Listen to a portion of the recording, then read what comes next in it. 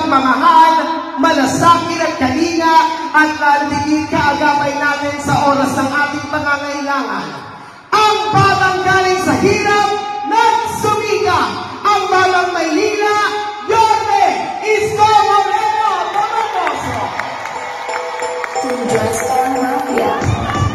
We was talking to my man, bars that are broken by then. Maupo kayo.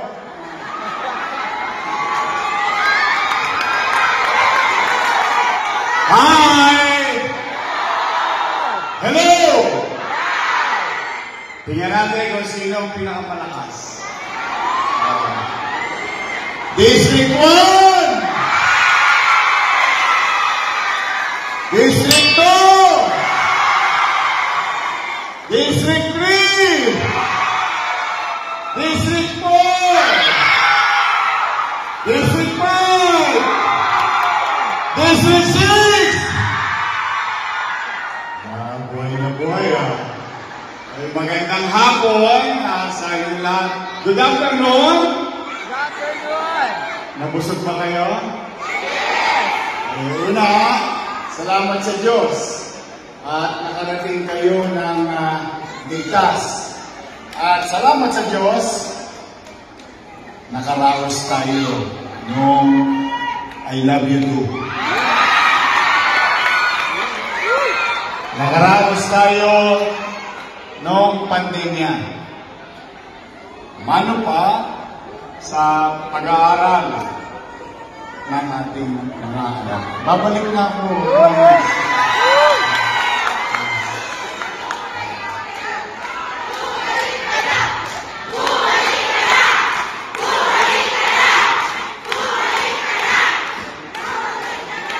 Thank you. Anyway, masaya ako at nandito kayong lahat. Alam ko, yung iba sa inyo, kanina may nagpa-picture sa akin, sabi, umabsent daw siya sa trabaho niya. Ikaw ba yun? Thank you, ha? Na-touch naman ako. Huwag kang mag-alala. Hindi masasayang yung araw mo.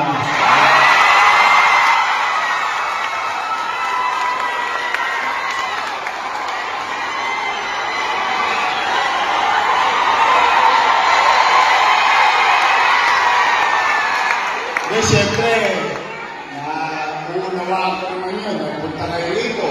May trabaho kayo, umabsent kayo. Huwag kayo magalala.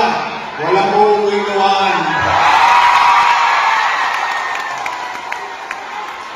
But I appreciate, deep inside, I appreciate your effort and giving time for us today, for our whole day.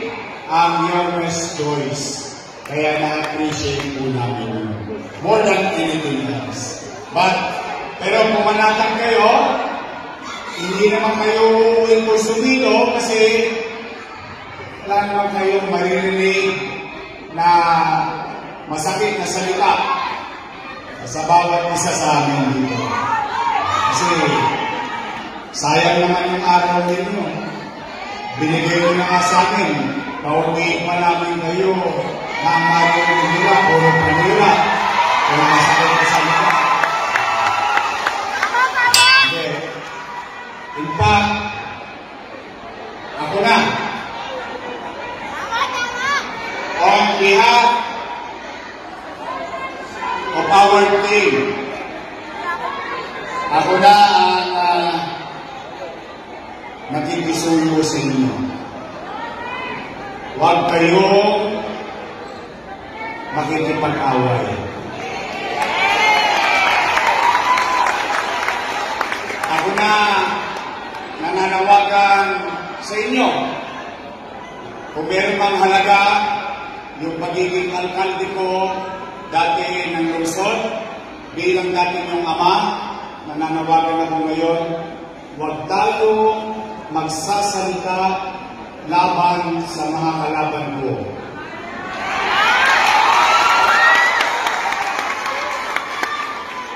Hindi natin kailangan hilahin ang paa ng iba para tayo ang umangat. ko naman na marami na sa inyo nakapakinig. Yung kabila, ako ang almusal sa umaga. Ako ang tanghalian. Ang hapunan. Yung isa naman, ako ang pulutan sa inuman. Okay lang yun. Hindi naman ako para pumatol sa mga panira. Maraming beses na rin ako pinagsabihan ng hindi magaganda. Maraming beses na rin ako inakusahan ng laway ng iba. Pero sa awa naman ng Diyos, patuloy ako nananalig sa nagdaan man at sa darating na mga panahon. Alam ko naman, matalino ang mga taga-Maynila.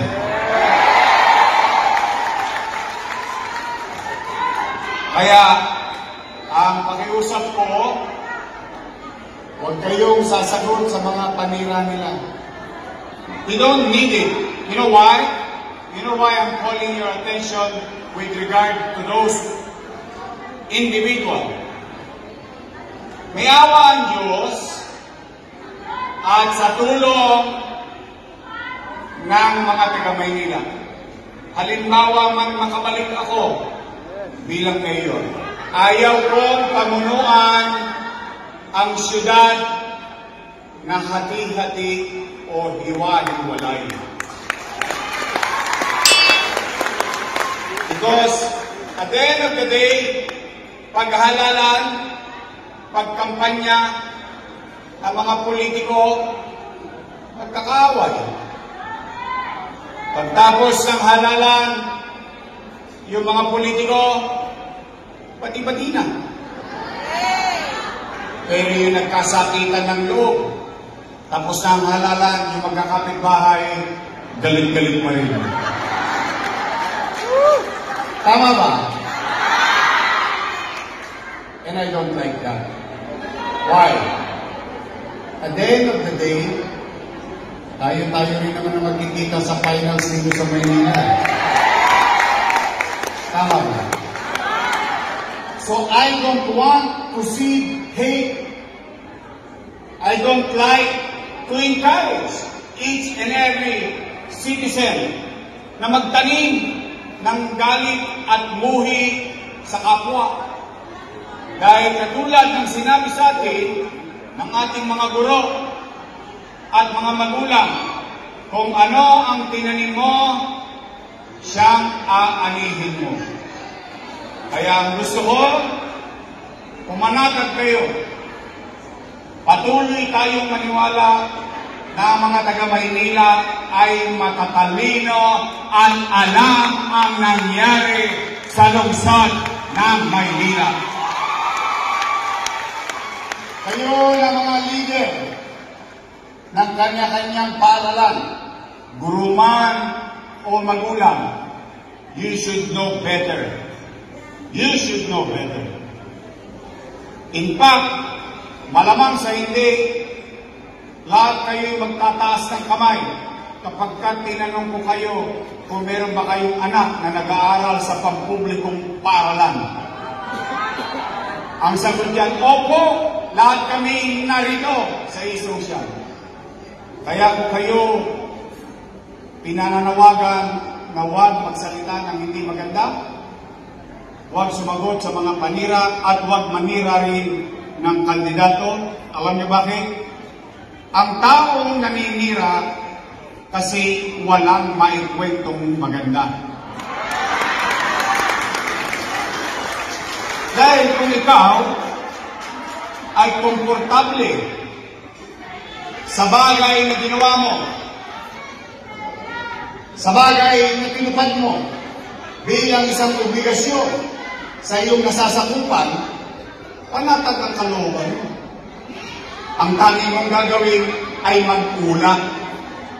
Ano ang ginawa mo para sa aming mamamayan? At yun ang bagay na dapat marinig hindi naman, hindi lang ng SPTA, kundi lahat ng mamamayan sa lungsod ng Maynila. Tama ba? Eh tayo naman. In fact, marami tayong kwento na may kwenta.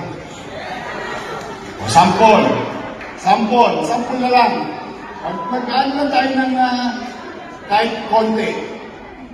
Una, nagpandemya. Sabi ni Secretary Liling Briones, that night, nasa Sitio lang ko dahil hindi ako umuwi ng bahay.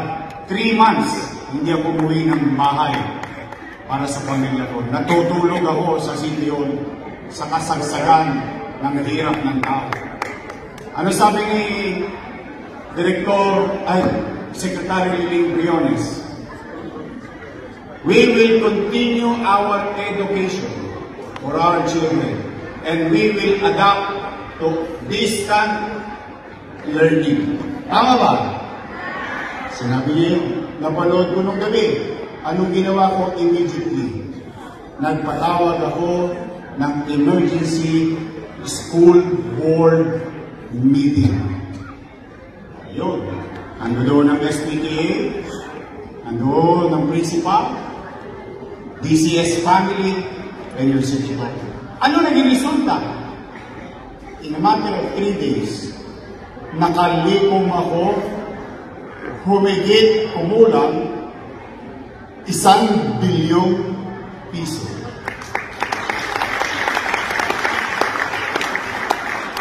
In just 3 days. Ano ang natamasa? Epekto? Ano ang tinamasa? At least, kayong mga napalito, if not all, at least most of you, masasabi ninyo, nakaramos ang pag-aaral ng ating anak noong panahon ng pandemya. Hindi na pag-gastos si tatay, hindi na pag-gastos si nanay, kasi meron silang tablet. Hindi rin sila gumastos sa internet, may tablet ka na, may load ka pa. Sa mga guro na naparito, 10,300 of them in the city of Manila. 11,000 laptop. May sobra pa tayong 700. May laptop na ang teacher, may load pa ang teacher. Nairaos natin ang pag-aaral ng ating mga anak. Tama, mali? Kayo ang testigo nun. At kahit pa paano naman, kayo na mga nangabuhay dito, kayo, kasi hindi pa patay na eh. Wala tayong magagawa, hindi ko naman pwede maging testigo yung patay. Pero kayo, lahat kayo, testigo buhay. Matangos ang ilong natin, kaya natin sabihin, saan man, parte ng bansa, sa Maynila, noong panahon ng pandemya, walang nagutom sa lungsod ng Maynila. Buwan-buwan, may food box. Ang pala nauubos yung food box, dumarating na naman yung isang food box. Tama mali? Kaya marami tayong kwentong magaganda. So, imbis na, hilain natin yung paa ng may paa. Mano ba naman kayo'y maging bahagi ng pagpapalaganap at may dalang kwento na may kwenta na kapaki-pakinabang sa ating pamayanan. Oh. May nagsabi pa, narinig ko, at nagulat ako nung sinabi ito. Si Yorme, yung pinagawang eskwelahan, sobra-sobra. Tingnan ninyo. Tama bang sabihin ng leader yun? Bakit kasi sobra-sobra? So nasanay na lang ba tayo na mga leader ay may malang, may magawa lang? O leader na nag-iisip ng pang-5 taon, ng pang-10 taon, o pang-mahabaang kapakinabangan ng mga mag-aaral sa lungsod. Eh bakit parang private school yung itsura? Bakit? Kasi pangarap ko, ayan, maganda lang nandito ito. Ayan si Joaquin.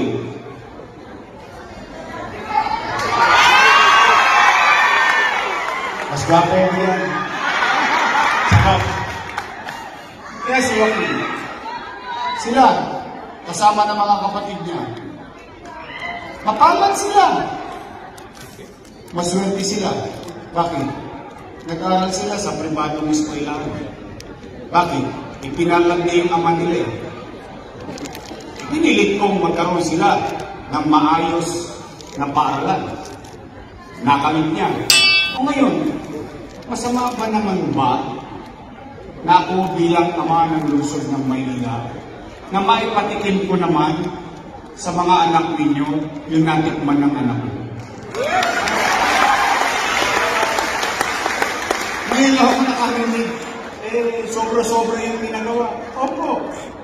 In fact, ang problema nga ng mga magulang ngayon sa mga pangalang nabanggit, hinihingan sila ng jacket ng anak nila. O tingnan ninyo, kayo na ang humusga. Kung ang isang leader may vision, kung ang isang leader malayo ang tingin, noong araw, ang eskwela kinakancel kasi may bagyo. Tama ba rin? Ngayon, ang eskwela kinakancel kasi mainit. Pero naka-aircon yung 4 na eskwelahan. So, anong point natin? Akalain mo naisip yun ng pamahalang lungsod na darating ang oras na kailangan naman mag-innovate ang public school facility ng ating mga eskwelahan? Yung ba'y sobra? Long overdue. I wanted and I dreamed of achieving the universally accepted teacher-student ratio sa loob ng classroom. Nung araw, 60 kami. 60 kami makukulit. 70 kami makukulit. Minsan sa isang classroom, 2 teacher, 2 klase. Bakit? Lack of classroom. But what I wanted is something that the private school students is enjoying. And the same thing that our children will enjoy in the next years to come in the city of Manila. Ngayon, ang sabi pa, baka narinig nyo na rin ito. Si Orme, maraming utang. Narinig nyo na yan.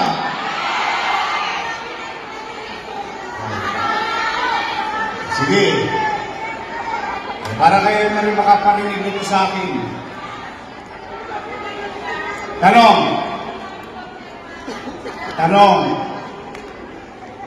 Itinago ko ba yun? Of course not. The people of Manila knows it. Why? O real talk naman tayo sa saglit. Taas ang kamay.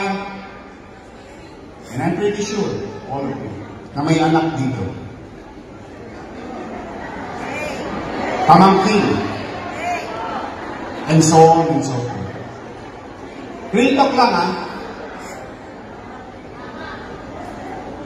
Kapag walang makakain ang anak ninyo, gagawa nyo ng paraan. Di nga. Iraraos nyo. Gagawin nyo ang lahat ng makakaya nyo bilang isang ina, bilang isang ama. Yun din ang ginawa ko.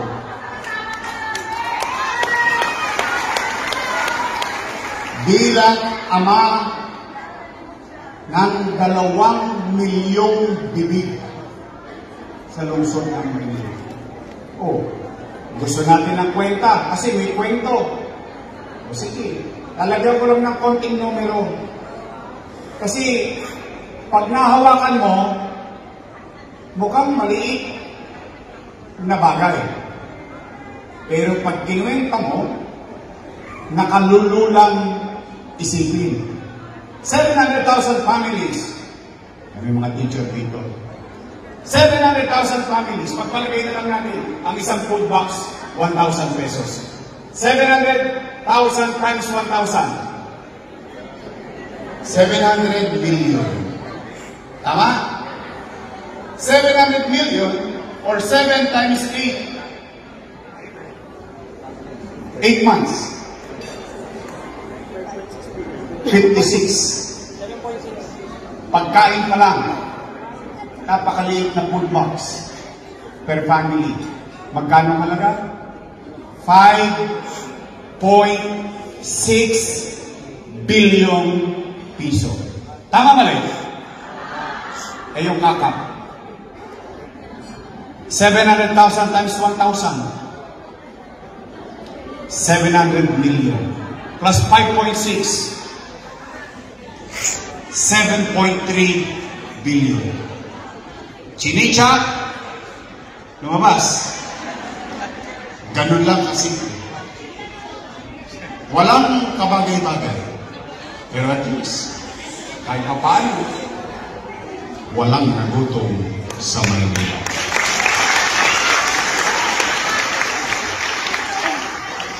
Dalawa pa lang. 300 million COVID hospital. 500 million AstraZeneca. Testing kit, storage facility, remdesivir, tocilizumab, molnupiravir, by the hundreds of thousands ang bawat isa, by 50,000 ang bawat isa. Dam-dam million. Kasi gusto nila ng mathematics. You know what's ironic? Nay, mga nanay, mga tatay, you know what's ironic? Kahit na masasakit ang sinasabi nila sa akin, o ito, I will give them credit. I will give them credit. Why? I always give credit where it's due. I will give them credit. Hindi ko po nagawa na mayroos kayong lahat ng ako lang. Kasama ko silang gumawa nun. Namaraw, panay palakpak. Papuri rito, papuri roon. Sila. Ngayon, ako na pinakamasama sa paningin nila. Malinaw yun! Malinaw yun! Malinaw yun! Ngayon, kung yun ay mali, edi mali din sila. Kasama ko silang gumawa niyo. Tama ba? Do I make sense? But that is water under the bridge. Why? I will let the people decide. That's why, ako'y patuloy na naniniwala, matalino naman kayo. Alam niyo naman ang tama at mali. Ngayon, sinabi ko, kayo'y huwag mga awal. Magpakababang loob kayo. Bakit? Gusto niyo ba akong bumalik? Gusto niyo dumami tayo? Pahabayin ninyo kamay ninyo. Magpakababang loob kayo. Pahabayin ninyo ang kamay ninyo. Ituro natin sa kanila ang tamang daan. Dumami pa tayo. Why? If you believe, and if you really believe that I can do better than anybody else there in that position, then hold on to it. Anchor to it. Will it? Magsama-sama tayo, magparami tayo dito sa lungsod ng Maynila. Kaya, 47 days na lang. Handa na ba kayo? Handa na ba kayo? Sigurado kayo? Gusto niyo ba talaga tayo bumalik? Handa handa na rin kami. 2 days from now, magsisimula na. Magsisimula na. And I hope talagang makasama namin kayo. O ngayon, bago kayo umuwi, bukod sa nakita ninyo na mga programa, yung nakita nyo na yun, yung ginawa natin dati, itutuloy ko lang yun. On top of that, ito, kayo tatanungin ko kasi ayoko naninira. Lagi lang ako nagtatanong sa tao at inaalam ko ang damdamin ng tao. Matanong ko lang kayo, kung hindi nyo naman nararamdaman, huwag na kayo sumagot. Kung nararamdaman ninyo, sagutin ninyo. Napapansin nyo ba? Parang dumudugyot ulit ang Maynila ngayon.